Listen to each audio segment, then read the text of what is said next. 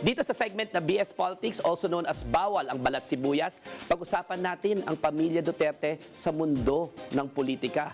Naging kontrobersyal ang termino ni dating Pangulong Rodrigo Duterte dahil sa dami ng mga namatay sa madugong war on drugs.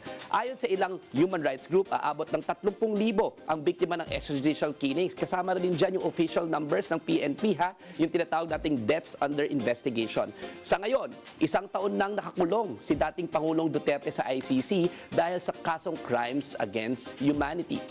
Madalas din nating marinig ang mga tagang taken out of context o nagbibiro lang tuwing may controversial na pahayag ang sinumang miyembro ng pamilya Duterte. Naalala nyo ba ang sinabing dapat mauna si Mayor? Kabilang narito ang pangakong pag-jet ski sa West Philippine Sea para depensahan ang teritoryo ng Pilipinas. Gayon din ang mga questionableng pahayag ni dating Pangulong Duterte laban sa mga kababaihan. Syempre, tatak Duterte yan. Hindi rin bago sa kanilang pamilya ang mistulang pag-iwas sa mga kinakaharap na issue. Kabilang na rin dito ang issue ni Vice President Sara Duterte. Nakaharap ang Vice Presidente sa dalawang impeachment complaint kaugnay sa sinasabing maanumalyang paggastos sa confidential funds ng Office of the Vice President at Department of Education. Hanggang ngayon ay hindi pa rin maipaliwanag at hindi pa rin nagsasalita ang ating Vice President kung sino si Mary Grace Piatos. Kaya naman, ang tanong, dapat pa bang magpatuloy ang ganitong uri ng pamumulitika sa Pilipinas? Sasagutin natin yan dito lang sa Balat Sibuyas! Bawal ang pikon! Huwag kang BS! Balat Sibuyas! Taas, di ba? Oo. Oh. Oh. Sige, pag-usapan natin. Ayoko na kasi magsalita kasi kukontrain mo na naman ako. sineset up mo ang sarili. Oo, diba? Di ba, ang grabe yung propaganda nung 2022 na meron tayong tinatawag na sinasabi nila, nakikita mo talaga, pinapakalat ng mga vloggers, pinapakalat ng PCOO, the Duterte legacy. Yeah. So in this particular segment, himayin natin ang Duterte legacy. Ano nga ba talaga ang Duterte legacy? Let's go muna dun sa, alam na natin yung malawakang patayan. Hanggang ngayon, hindi pa nasusolusyonan. No? Hanggang ngayon, hindi pa rin napapakita yung produkto noong effort na yun. Worth it ba? Napatayin na ganun-ganun na lamang at give up natin yung ating humanity. Para saan? No? Para supposedly sa war on drugs na hindi naman nasolusyonan. In fact, lumala Hindi pa. naging epektibo. Oo, hindi naging epektibo kasi kung totoo na yun ang solusyon, bakit, no? Bakit afterwards, even during his term, ang dami pa rin nalululong, di ba? Ang sabi nga, di ba? Ang sabi nga, yung magnetic lifter, naalala niyo yun? Yes. Di ba? Yung 6 billion pesos worth of drug shipments, Yes. no? Na naamoy na nga ng mga aso, di ba? Tapos afterwards, hindi naman maipaliwanag. Andiyan rin naman yung totoong kaibigan nilang si Michael Yang, no? At saka yung sinasabi natin na na yung sa bank accounts niya, mga well-known drug lords, ang mga sinasabing nagpasok ng pera. So, ibig sabihin, hindi talaga nakita kung totoo ito o palabas lamang. So, isa yan sa Duterte legacy. Sabi, malawakan ng patay, sabi, para sa drug war, pero malawakan ng patay na hindi naman nasolusyonan ng drug war. Ano pa ang mga Duterte legacy? Ay, meron silang ang hindi ko makakalimutang sinabi, no, na panalo ng Pilipinas sa isang historic na pagpapasya ng isang international court, no, patungkol sa ating West Philippine Sea. Na sinabi yung UNCLOS, no, ang sabi lang ni President Duterte, it's a mere piece of paper na hindi niya i-enforce. Na effectively, parang sinuko ng Pangulong Duterte ang ating laban sa West Philippines. Na naipanalo na, ha? Naipanalo na, ha? di ba? Oo, tapos dapat maging probinsya na lang daw tayo ng China. Di ba? Yun ay Tatak Duterte. Di ba? Yung pagiging pro-China, Tatak Duterte. Okay, ikaw, May mga kayo, may mga baon kayo. Talagang nag-evolve tong with due respect. Meron pa mga actions involved. Ba't din ang kontrobersiya ng pagnanakaw sa kaban ng bayan yung nakaraang administrasyon Duterte, no? Pati na din, no, yung kasalukuyang administrasyon o opisina ni Vice President Sara Duterte, 'di ba? Huwag niyo pong kalimutan na sa panahon na halos hindi natin alam kung anong gagawin natin ng panahon ng pandemya. Ma-survive lang yan, mabuhay lang. Ang mga kamag-anak natin nasa ospital, binabantayan, hindi natatakot tayo makuha ang virus. Pinagkakitaan po tayo. At hanggang sa ngayon ay hindi pa din tayo nakakakuha ng pananagutan. Tandaan din po natin, sa panahon ni Vice President Sara na siya ay Secretary ng Department of Education, kinakaharap ng buong bansa ang isang education crisis. At sa halip na solusyonan ang problema na yan, dyan po sa panahon niya, pinakahalos walang nagawang classroom sa buong Tama. bansa. Correct.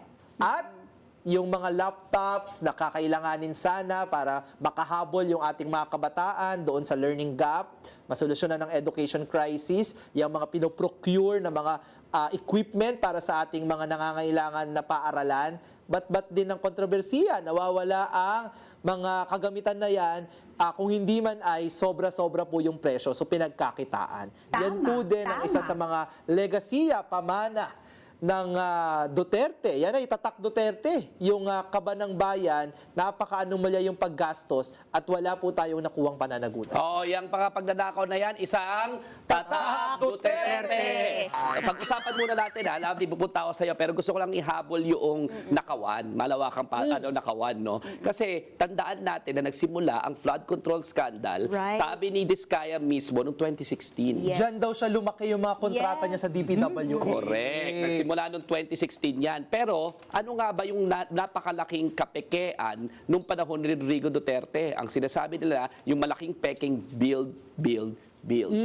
Tanong ko nga sa mga kaibigan ko, ano yung mga major infrastructure na na-build nung panahon ni Rodrigo Duterte? Di ba nangako siya ng Mindanao Subway? Yung subway dito sa Metro Manila na ginagawa pa ngayon, panahon pa ni President Noynoy Aquino, noong na-procure yan. Yung Skyway Stage 3, panahon pa ni President Pinoy yung mga yan, no? Yung mga airports, no? Panahon pa ni President Pinoy yung mga yan. So ano ba yung malaking infrastructure na na-procure nung panahon ni Rodrigo Duterte? In fact, if you're going to take a look at it, and this is my specialization, infrastructure law is my practice, walang napakalaking infrastructure compared. Ano ba? Pati credit, ninanakaw din pala ng Duterte. Oo, pati credit, 'di ba? Sinasabi sabi nga yung Skyway Stage 3 na 'yan, 'di ba? Na nag-ribbon cutting lang sa kanila na. Tsaka tandaan natin sino ba ang Secretary of DPWH na nagsimula itong mga Di mo flood maririnig control yan. scandal, 'di ba? Sila Mark Villar, Yes. 'di ba? At yung mga Villar ang nakakuha ng sabi, 'di ba, yung mga pinagawang mga kalsada doon sa mga around their properties, no? So talagang parang niluluto tayo sa sarili nating mantika, 'di ba? At wag nating kalilimutan, no, bahagi ng pangakong build ay dapat isuko na natin yung laban natin sa West Philippine Sea, makipagkaibigan sa China kahit patuloy tayong binubuli dahil daw magpapasok ng mga negosyo, mag-i-invest sa mga infrastructure. Hindi naman natin nakita. Ang nakakuha natin ay POGO, di ba? Mga sindikato, di ba? Paglago ng gambling, di ba? Yan ang nakuha natin. At tied din, no? Malaking ties din para sa mga nasa security research, di ba? Yung drugs ay illegal drugs, malaki din yung ties niyan, no? Pabalik sa mainland China. Yan ay bahagi din ng Duterte legacy. Oo, tsaka yung napakapangit na foreign affairs natin ng mga panahon na yan. Paano ba naman pinagmumura pati Santo Papa? Di ba? Pinagmumura pati presidente ng Amerika at mga heads of state. Tapos hindi nag-a-appear doon sa mga meetings, di ba?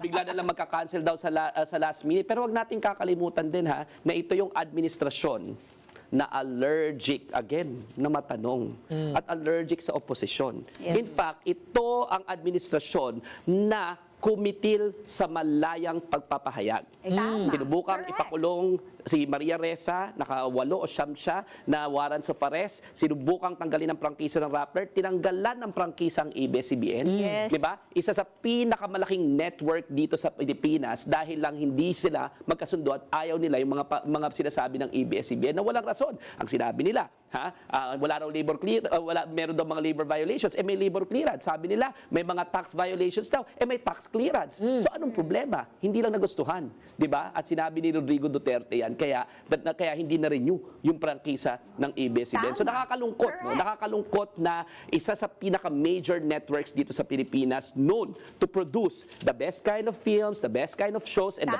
best kind of journalism, sinarhan no, sinarhan ni Rodrigo Duterte. Tama. Diba? So yung pangingitil sa manalayang pamamahayag at saka yung pagpapakulong sa miyembro ng oposisyon katulad ni Laila de Lima at mga ordinaryong teacher katulad ni Teacher Ronel Mas, yaan yung mga pang-abuso sa kapangyarihan na yan, isang tatak Duterte! Diba? Kaya yan ang nakataya sa 2028. Yan po ba ang legasiya na gusto nyo pang ipagpatuloy o dapat wakasan na? At dapat sumubok naman tayo ng iba. No? Oo. Magpapatuloy ang mga ganyang talakayan natin.